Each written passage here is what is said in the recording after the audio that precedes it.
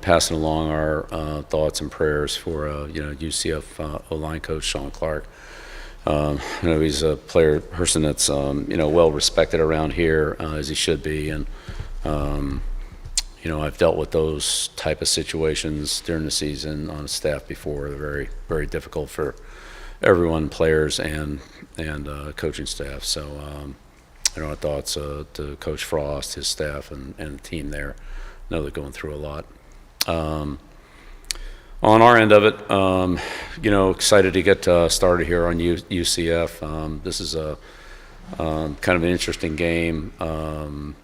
They played a couple games. They've had a bye week. They have a lot of transfers, which if anybody can relate to that, we can. Their coaches are all from kind of different spots. The defensive coordinator, Grinch, and then Alomar from Rice, and then Coach Frost from Nebraska to UCF when he was there before. So just kind of putting all those things together. I'm sure that they've had a little bit of time to, with the bye week, work on some things they need to work on, fine-tune some things, and probably come up with some things that'll give us problems like they usually do. So we got to work that out for us. It's good football team. They have a lot of talented players. They're very well coached. Scott, of course, I go back. I can't believe it's been over 30 years. Over 30 years since we were together at the Jets. He was drafted. He played quarterback at Nebraska, and we drafted him as a defensive back. So he was a safety for me, and really smart guy, tough. Big kid for a quarterback. He was a big safety too. And really had a great aptitude for the game, both offensively, defensively, and played in the kicking game as well. So he has a lot of experience as a player and certainly as a coach, both at UCF and Nebraska. So ton of respect for Scott and the program that he runs and the people that they have down there. And again, a lot of skilled players. They got some probably some outstanding players that'll be have a great future. Montgomery, the run back, so terrific player, and on the defensive line, I got three guys that are really a problem, and so it'll be some tough matchups for us. So we'll start getting ready for them, and try to have a good week and be ready to go. But UCF's a good, talented team, and are well coached. So and they've been very explosive in the kicking game, both in the return game, blocking kicks, blocking punts, almost blocking them, blocking field goals, returning punts, returning kickoffs. They've been, productive in all phases of the game. Start your on the right, Coach. Hey, Bill. Sorry, 24/7. Just first, I may touch on a little bit, but just Scott Frost, and what do you remember about him as a player specifically? I know you touched on a little, and then also, just how cool is it to be able to coach against someone that you coached there in New York? Right. Well, I've coached against a few people that I've had before. So, but yeah, Scott. Again, when we drafted Scott, I think it was in the third round. Again, he was a college quarterback and made the conversion to safety.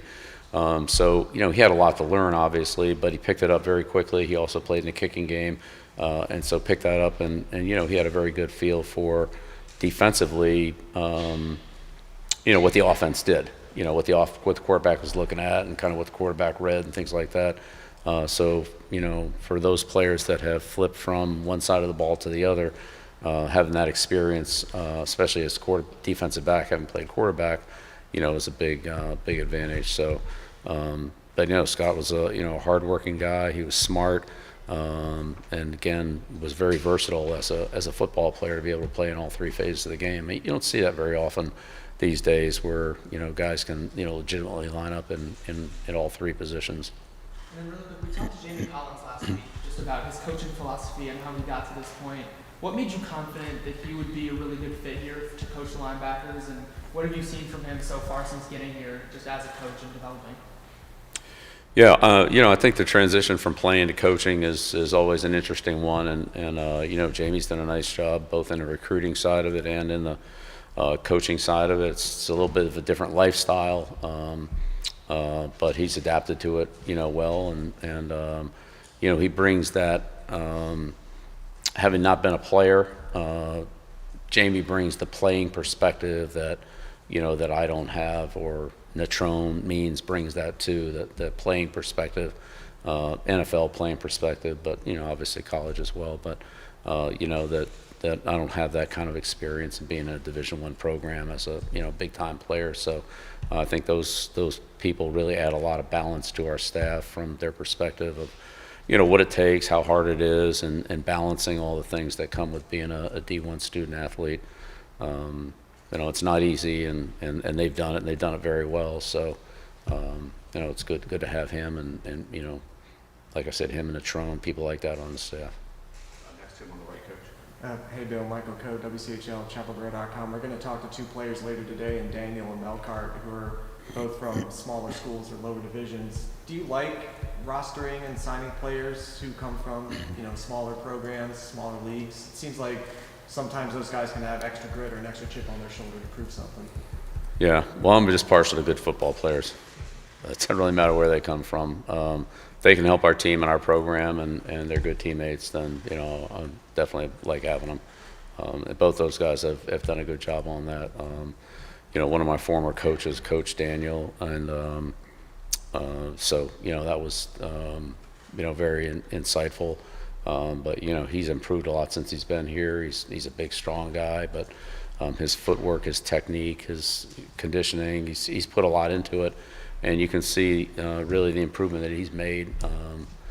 Really in the last few weeks, it's kind of jumped out, and he's playing good football for us. And Melcart, same thing. He's worked so hard since he's been here. He's improved. Feels like every single day, going all the way back to February, March when we started spring ball. He just keeps getting better and better at little things, and developing little techniques that he uses at the right time. He's very instinctive, does a good job of doing the right thing at the right time. And so yeah, those two guys have been great. They've worked really hard and improved a lot. Front row on the left. Hey, Coach. Great session of on this side. When you look at your defense now compared to the start of the season, how confident are you in what they're doing and the progress that they've made? Well, we've definitely made a lot of progress. Our fundamentals are better. We're more consistent in our run fits and our coverage adjustments and things like that. Are we there yet? No, of course not. We have a long way to go, but so definitely making progress. And I think as those players play together and they have more confidence in each other, and our communication improves with different adjustments and challenges the offense gives us, they don't want to make it easy for us. So, we have to handle the hard things, but we're doing better at that. It's getting better, and, we'll see. I mean, look, Coach Frost is, I think they led the nation in scoring when he was at UCF the last time. They threw up 60, however many points it was last week. They're very explosive, so we'll see how we're coming along this week. But definitely getting better, and not just the linebackers, but I'd say the entire unit, the defensive backs, the defensive line, just the communication between those different levels of the defense. Sometimes communicating on the same level is that's part of it, because we're all sort of doing the same thing, but then communicating with the guys in front of us or behind us is sometimes a little more challenging, but they're all important. So we stress all of it, and we're definitely getting better. Right next to him. Yeah, Jeremiah Holloway with Inside Carolina. You touched on it a little bit after the game. The one thing you were talking about when it came to the passing game with you were saying he was getting more comfortable and things like that with the offense. One thing you also mentioned was timing. How do you kind of work with him? You and the staff kind of work with him when it comes to the, timing from the offensive standpoint. How much of that just comes from just the more game time you get, and guys don't play 3 games? How much do you kind of help him in that regard? Yeah, well, Jeremiah, the timing really comes from two people, the person throwing and the person catching, but then also the distribution of the players around them, so that there's good spacing, and that one route doesn't get too. Sometimes you need it to complement the other route. Sometimes you need it to complement it by creating space so that the players can work into open areas. But if a receiver is a half second quicker or a half second slower, then that throws off the quarterback timing. Sometimes the quarterback has to move around a player to throw the ball into an open lane or avoid a rush or whatever. And so those things, just those little things can be the difference between, a big play and an interception, honestly. So there's no, I would say, magic wand to it. It's just doing it over and over again and having that confidence where you can, as a quarterback, let the ball go just a split second early because the receiver is going to, you can anticipate that he's going to be in that spot. And that split second is, as I said, huge, especially in tight coverage situations like third down, red area, and tight man-to-man coverage. So there's no way to, like I said, to wave a wand on that. That just comes from repetitions and doing it over again against, different looks and getting that confidence that, and the same thing for the receiver, that I know is that, right, and when I make this step, that ball's going to be on me, and I got to get my head around and look for it. And so you just build that through repetition. So, again, we're not there yet, but I feel like we're getting closer each week, and things come up in the game or things come up in practice that we correct or talk about and say, okay, here's how we're going to do this, and then we do it, and then we gain confidence in it, and then hopefully we'll be able to do it again in game situations. Super quick follow-up, if I can. You mentioned the confidence element. To what degree do you kind of see that in a quarterback? Just confidence when it comes to when he throws, just in the pocket. How much does a coach can just see that? Well, when the ball comes out on time, there's confidence, and so I think a couple of the Gio's throws, like to Jake, came out real quick. They got there, just in time, and Jake was able to, squirt forward for a first down a couple times. Things like that, where if you just hesitate another split second, maybe he makes a catch, maybe he doesn't get that extra 2 yards for the first down, things like that. So those are, just there's a difference between anticipating the receiver being open and then seeing him open and then throwing the ball. A lot of times it's too late. And if you can anticipate that, the receiver creating separation and getting open, then you hit him. If you wait till he gets open, a lot of times that window closes by the time you get him the ball. Right next to him, Coach. Rob Ashley, All right. observer. Bill, how have you seen Melcart evolve as a leader? He was one of the first guys out of the portal receiver. As that work in practice has led to production on the field, how have you seen that kind of growth evolve? Yeah, Melgart's a little bit of a quieter guy, but very well respected because of his work ethic, his toughness, and his consistency. He just shows up every day, gives you his best. You can count on him. His teammates have a tremendous amount of respect for him, and he's had great production. So, his leadership really comes from his day in and day out performance and toughness and reliability, and really that's what I think we all want in our teammates. I think a player wants that from a coach. I think a coach wants that from a player. Players want it from each other. That's what gives you a good team, is when you can count on your coaches, your teammates, the other people that you're working with to give you their best every day and show up and be ready to go. And he certainly does that. It's in the weight room, in the meeting room, out on the field. He's always ready to go, works hard, and shows steady improvement. Second from the middle. There. You started with Coach Buck at UCF. I wonder, especially in college football, it's a 24-hour day job, right? 12 months a year. How do you take care of yourself? How do you take care of your coaches? How do you make sure that they're not, stressed to the point of being unproductive while trying to manage everything that you guys are trying to manage? Yeah, it's a great question, Brian. Yeah, at some point you just have to realize there's a point of diminishing returns, and a lot of times a good night's sleep's better than a few more hours of less productive time. It's a long season, and you got to pace yourself through the season. I think that's important, that you don't get worn out in training camp, and then aren't able to sustain it during the season. But there's a pace and there's an experience level to it, and just try to, I would say, get off to a good start. Be in good condition when you start, not get worn down too early. Then it's kind of hard to to fill the tank back up. But it's kind of a a little bit of a personal thing. Our training staff, Luke and Mario, Dr. Sioka, they do a great job of, if somebody's got a cold or somebody's coming down with a little something, they get on it right away. Do a good job of helping us work through some of those little, I'd say setbacks more on the coaching end.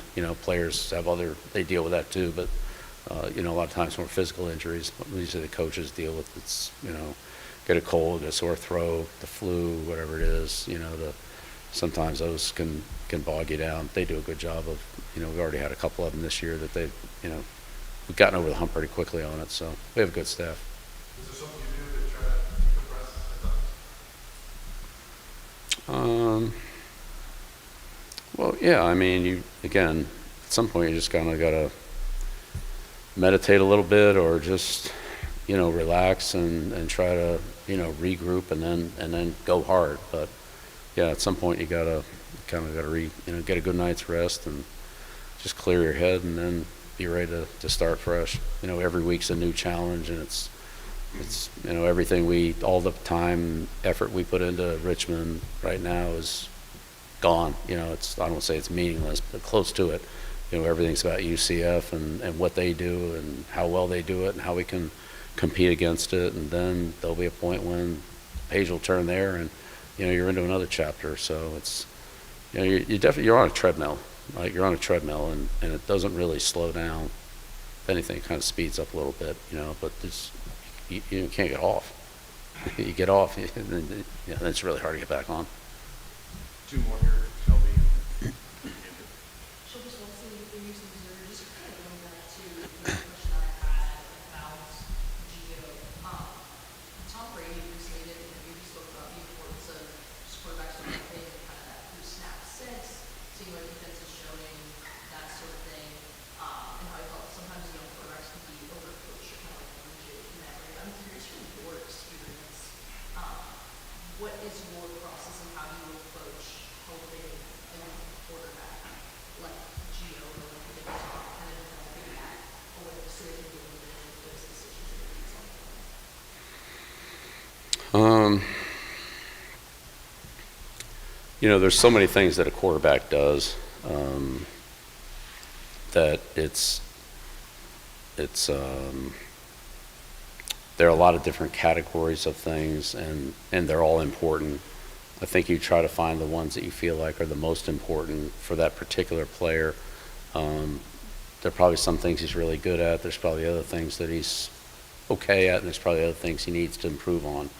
And so, you try to help the player with whatever it is that you feel like will help him the most, or maybe that are the most important things for him. It's not the same with every player. We all learn differently. We all process differently, and coaching a quarterback is very much a one-on-one proposition. You may have multiple quarterbacks, but and they may learn differently as well or have different strengths and weaknesses. So you have to adapt it. It's very individualized. So as I said, each guy is different. With Tom was a player who wasn't going to run a lot, so that wasn't part of it. For him, it was understanding coverages, understanding the weak spots of the defense, and playing situational football.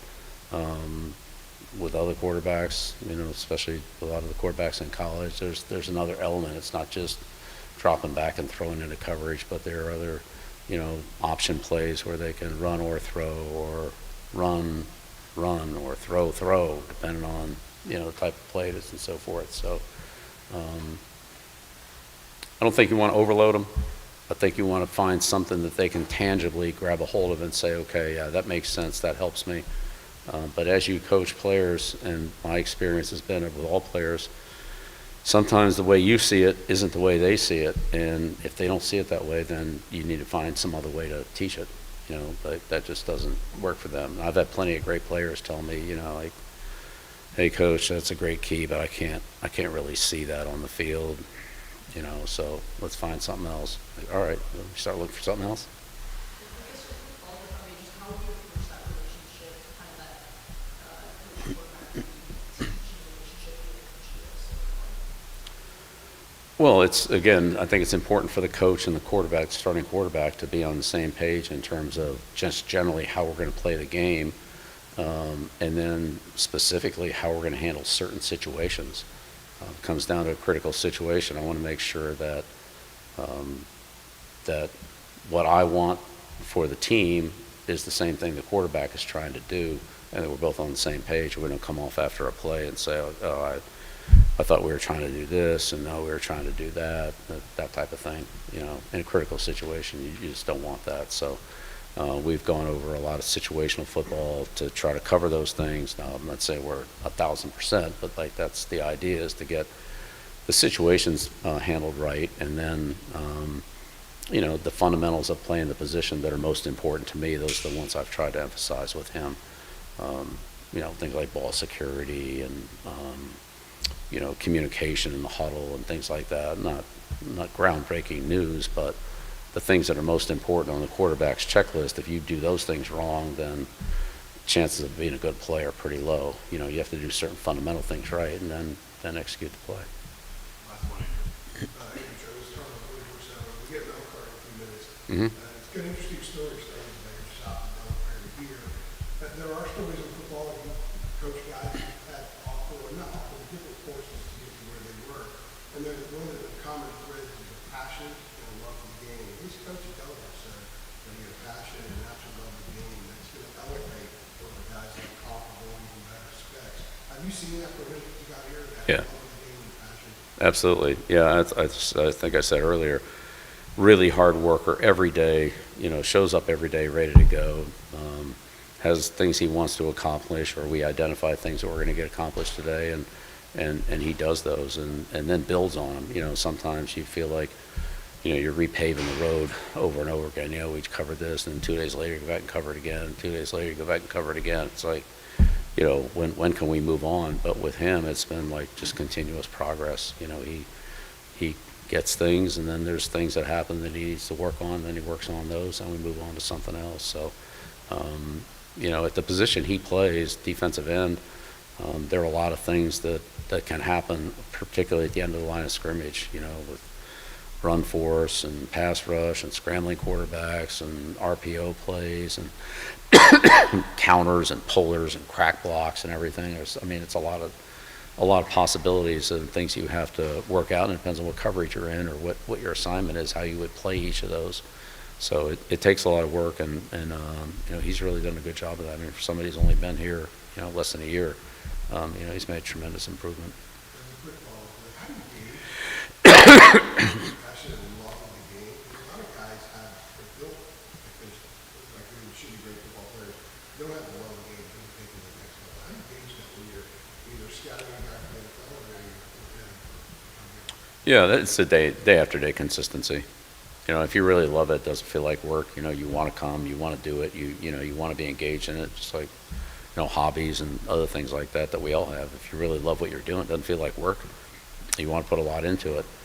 It feels like work, and it feels like, well, if I can find something else to do, I'll do that, so I don't have to, well, then this probably is not the right place for them, because, you know, football is important, and we put a lot into it, and their teammates put a lot into it, and so for somebody who doesn't do that, then it's, you know, kind of disappointing.